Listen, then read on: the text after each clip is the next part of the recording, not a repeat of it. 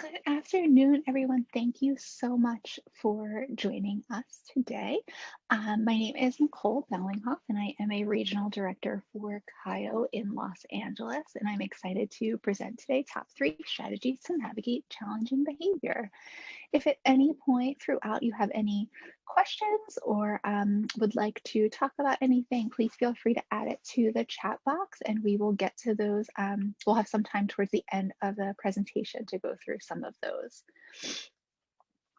So for today, we're going to talk about how to define behavior, how to identify the functions of those behaviors, and then going through those top three strategies to navigate challenging behavior. And like I said, we'll have time for questions and answers at the end. So first, a little bit about us at CAIO, who we are and what we do. We are a team of about 500 professionals in the behavioral health field, and that includes behavior analysts, program supervisors, behavior technicians, and administrative staff. We provide ABA therapy in the home center and through telehealth.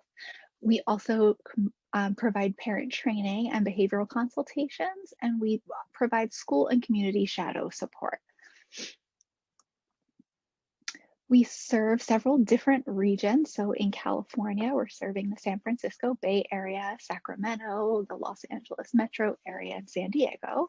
We serve Portland and Salem, Oregon, Seattle and Tacoma, Washington, Salt Lake City, Utah, Phoenix, Arizona, Denver and Colorado Springs in Colorado, and Dallas in Texas. And we also have Austin, San Antonio, and Houston coming soon.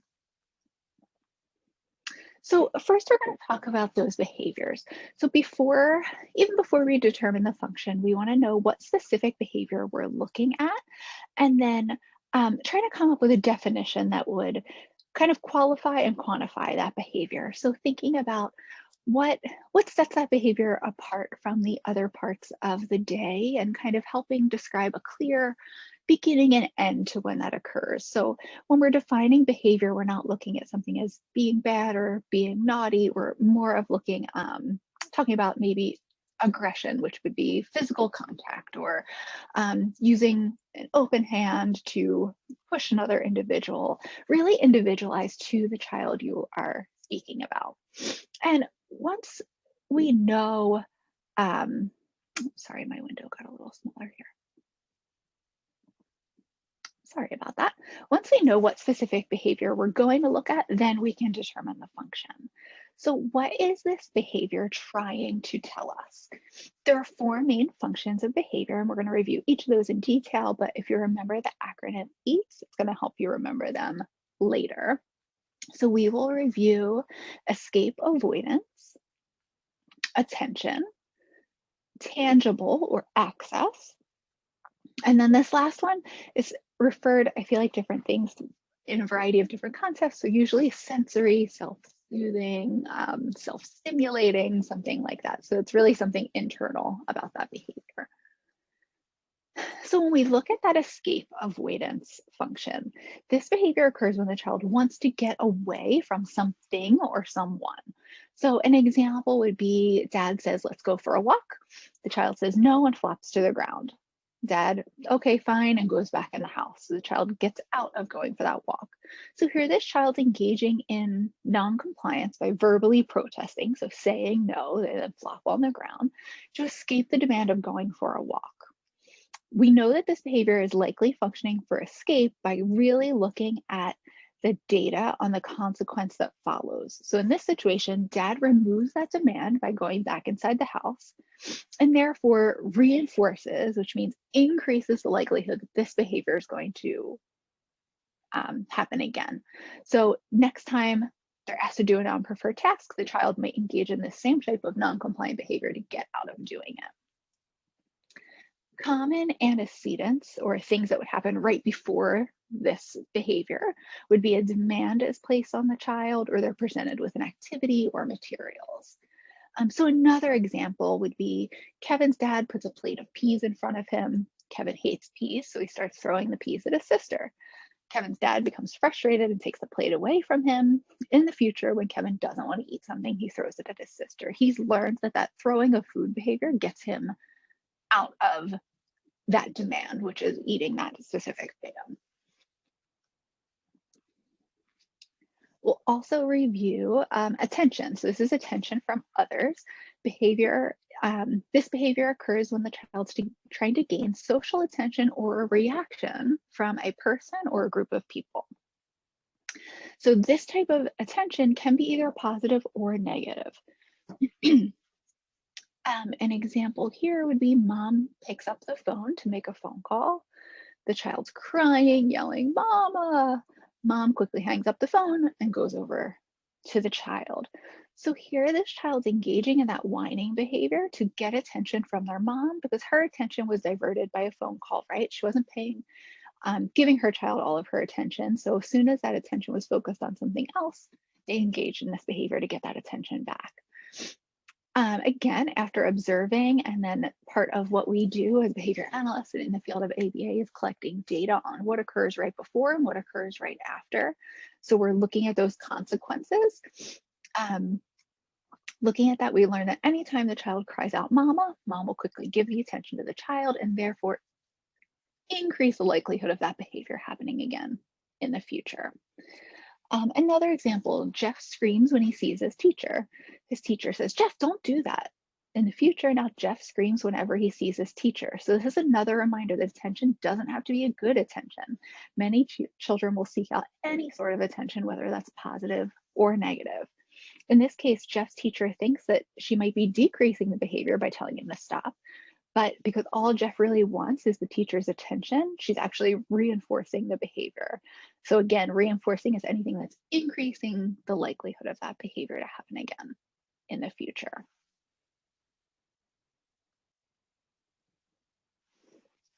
Okay, the third function is tangible or access. So this behavior occurs because the child's really trying to physically get access to something they want or need. So this can be an item or an activity. So an example is siblings playing with a toy. The child pulls that sibling's hair, the sibling drops the toy and runs off crying. Here we go again. The child gained access to that item by engaging in this behavior.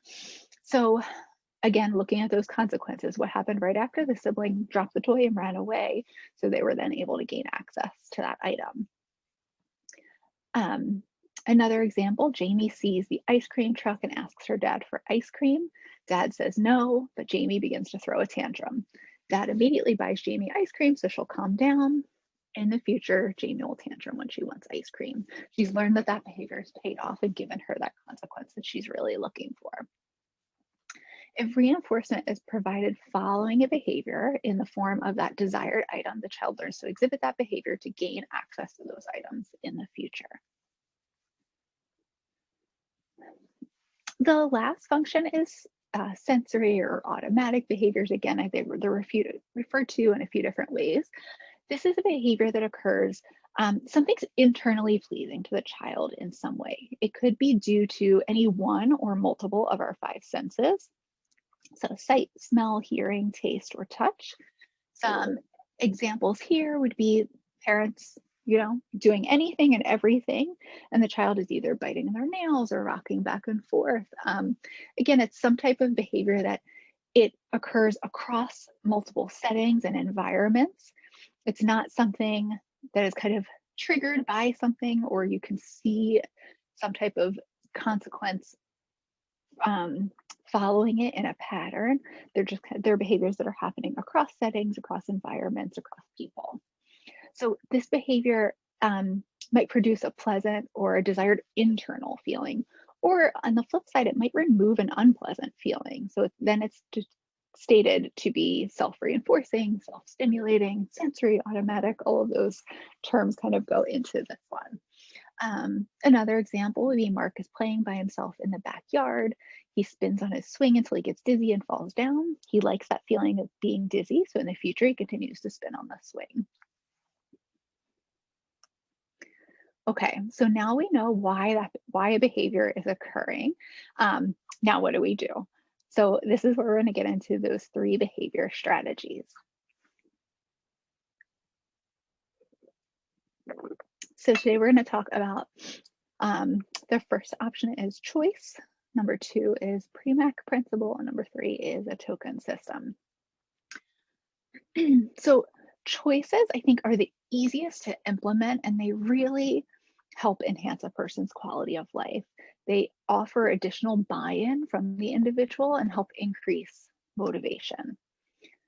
So providing choices, again, like I said, really helps with that compliance or buy-in, getting that child or individual um, feeling like they're in more control of the situation and getting them to follow through on a lot more things. So some examples would be, at lunchtime, do you want an apple or an orange? It's important for the adult to provide the choices instead of it being an open-ended question. So if you were to ask, what do you want for a lunch? You might not get a fruit option out of that, right? But if you're presenting it, maybe you're having a sandwich or you're having chicken nuggets or whatever it might be, and you want to offer a fruit, but no, that's not necessarily a preferred food for your child, offering those choices is where it's important. So it gives them still the opportunity to make that choice, but you're in control of what is being presented. So would you like an apple or an orange? They're much more likely to pick in that situation. If you're doing a writing task, you could have them choose between the writing implements. So maybe that's by color, by size, by style. Do you want to write with a pencil or a pen? Do you want to write with a pencil or a crayon? Do you want the red crayon or the blue crayon? So offering those choices to help them, like I said, really increase that compliance and buy-in. If you're completing a math task, maybe it's a worksheet. Which row do you want to start working on? Or which worksheet do you want to do first? If you're looking at transitions, I do this a lot. We recently did potty training at home with my daughter, and sometimes when it was just time to go to the bathroom, if I was just saying, okay, let's go to the bathroom, I would kind of get met with some of that escape avoidance behavior. So some whining or crying, maybe stomping her feet, but instead, like, oh, do you want to do a bear walk to the bathroom or do you want to run? So offering those two choices so she feels like she has more control over the situation. Or also maybe you're going to bath time and that's a regular trigger for your child, asking them, oh, what toy do you like, having options that they could bring with them to the bathroom. Oh, do you want to bring your duck or your boat to the bathtub with you and they can hold it while they go? Um, Also, you can put these choices on schedules. So for kids who are a little more independent, maybe they're doing some independent schoolwork if you're still doing any distance learning, or it's the weekend and they have certain tasks that they have to complete. So maybe they get to a point on their schedule where things are broken down of what items they're supposed to be doing, but then the next section is they have a couple different options. So they get to pick which item they want to do in that schedule. Also, if you're going to transition to a non-preferred activity, you're getting ready to stop playtime and go to dinner, right? That might be a hard one for a lot of children. So, okay, do you want to clean up or do you want to go to dinner in 2 minutes or 3 minutes? And then setting a timer so that's coming from there and it's much more clear to them. The second option we're going to talk about is Premack principle, and sometimes referred to as grandma's law. So I'm going to read this first. The Premack principle states that making the opportunity to engage in a high probability behavior contingent on the occurrence of a low frequency behavior will function as reinforcement for the low frequency behavior. Okay, so to clarify, basically you're going to do the harder task first, that low frequency behavior, something that they aren't as likely to complete, followed by that preferred activity. So that high probability behavior, something they're very likely to do. So this example is first do your homework, then you can play. So you want to have that harder task first, followed by the easier, more preferred task. And this Premack principle is stating that just the opportunity to engage in that preferred activity will serve as reinforcement to complete that previous, less preferred activity. So some examples of this is when you finish your math worksheets, you can read a book. So as long as reading is a more preferred activity and math is a harder, less preferred activity, this would help. First, write in your journal, then you can have free play. First, finish your dinner, then you can watch TV. So we always want to make sure it's in that order. The first one is harder, followed by the easier, more likely task. The third strategy we're going to talk about is using a token system. So these are systems where an individual can earn tokens for targeted behaviors. And once the individual has collected a specific number of tokens, they can trade them in for an item or activity. This can be very individualized, and it can serve a wide range of behaviors, or you can use it to cover one specific behavior. So I'll talk a little bit more about that, but you want to determine what number of tokens are required to earn a particular reinforcer. So maybe you're starting really easy, you have 3 tokens, and then they can gain access to that preferred toy that they really want. Or they can go all the way up to more complex for older individuals, where they have checklists to complete throughout the day, and maybe for the whole week they have to earn a set number of tokens to get something special on the weekends. Or I've had children I've worked with who have saved up for months to get like a new item that was more expensive. So it's very individualized, and you can use them in a variety of ways. And you can also use them as through different levels, right? So you can start with a pretty easy token system that they're gaining access to something regularly, and have that built into the much larger one. And I'll show you a few examples of those again. But these token systems help increase motivation by providing periodic reinforcement. And it's another visual reminder of the reinforcer that's being earned. So tokens can be handed out at set intervals, so maybe every few minutes, or they can be random or based on when you see a behavior. So these are a couple of visuals of what token systems can look like. They take on a wide variety of forms, like I said, and they could be a variety of things. So what we're looking at here is they can be a point system. So right here on the left is 5 stars, and then when they earn those stars, they get whatever that reinforcer is for them. Or on the right hand side, there are many more stars. It kind of looks like a game board where they're earning that free time. So these could be simple as raffle tickets, sticker charts, thinking of marble jars within a classroom or an individual one. Every time you see your child doing something good, you can put either a pom-pom in a jar or a marble into a jar. And when that jar gets full, they get a big payoff. This could be money for older children too, right? You know, they earn specific amount of money each day for their tasks, or and it can be simple coins and things like that. But they could be very simple, short-lived systems to much more complex systems. Like I said, can have a child working for days or even weeks before they earn that reward.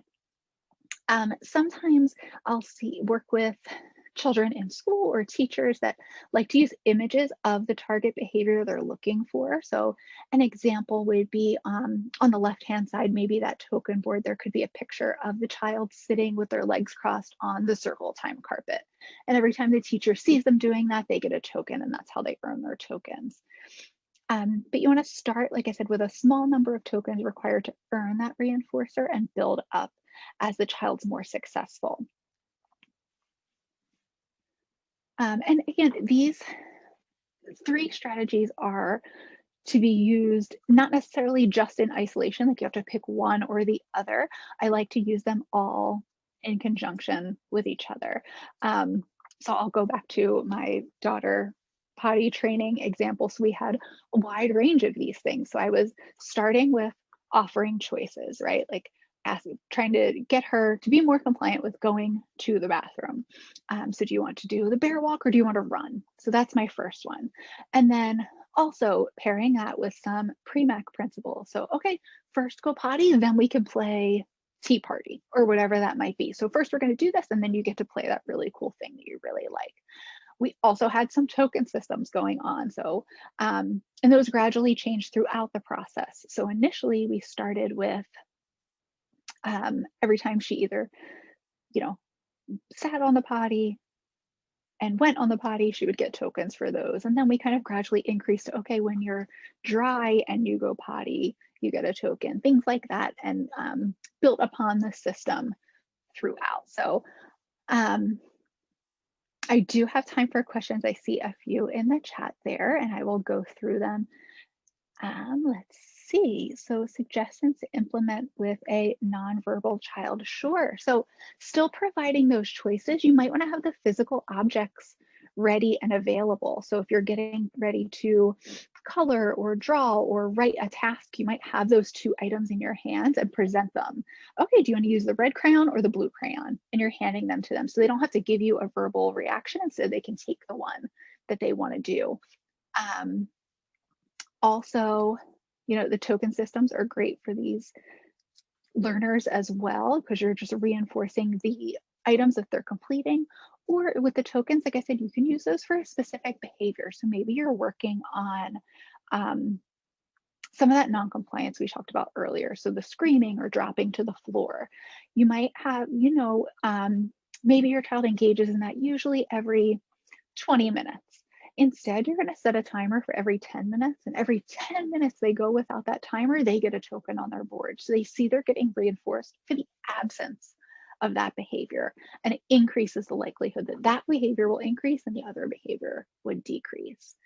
So we talked about using choices for those individuals. You can also do that with a lot of pictures too, right?